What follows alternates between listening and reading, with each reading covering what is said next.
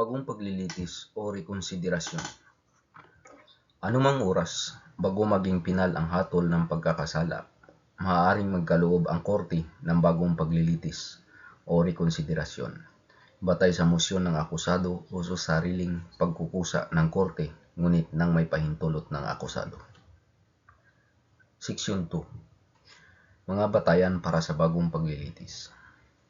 Dapat magkaloob ang korte ng bagong paglilitis batay sa alinman sa sumusunod na mga batayan.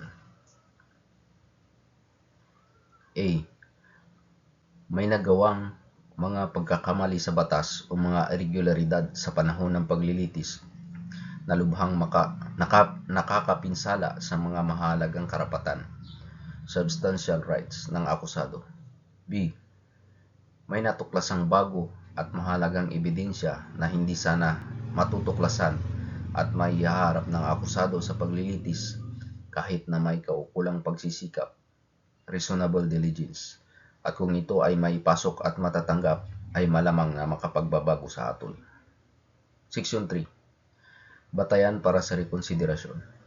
Dapat magkaloob ang korte ng rekonsiderasyon batay sa mga pagkakamali sa batas o katotohanan, fact, sa naging hatol na hindi na nangangailangan ng mga karagdagang pagdinig. Section 4. Porma ng mosyon at abiso sa tagausig. Ang mosyon para sa bagong paglilitis o rekonsiderasyon ay dapat na nakasulat at dapat ilahad ang mga batayan kung saan ito nakasalig.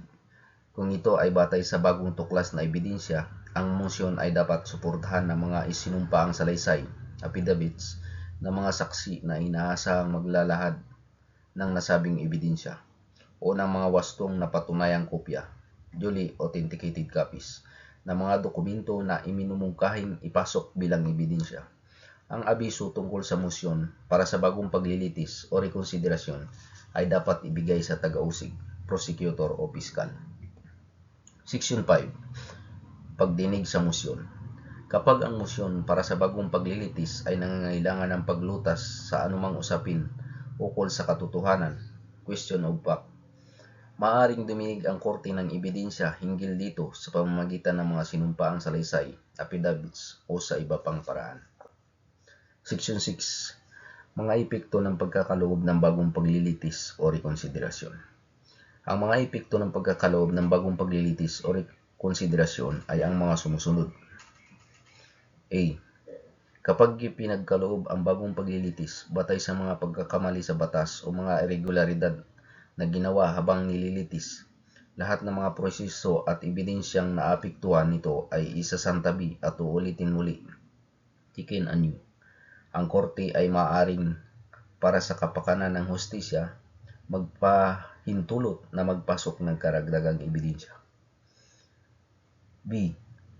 Kapag ipinagkaloob ang bagong paglilitis batay sa bagong tuklas na ebidensya, ang mga ebidensyang naiharap na ay mananatili at ang bagong tuklas na ebidensya at iba pang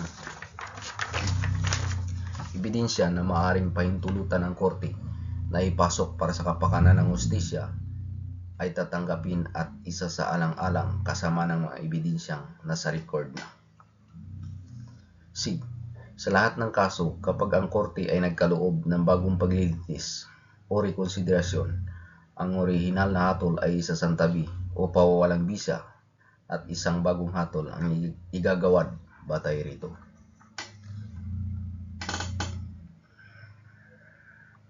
It is based on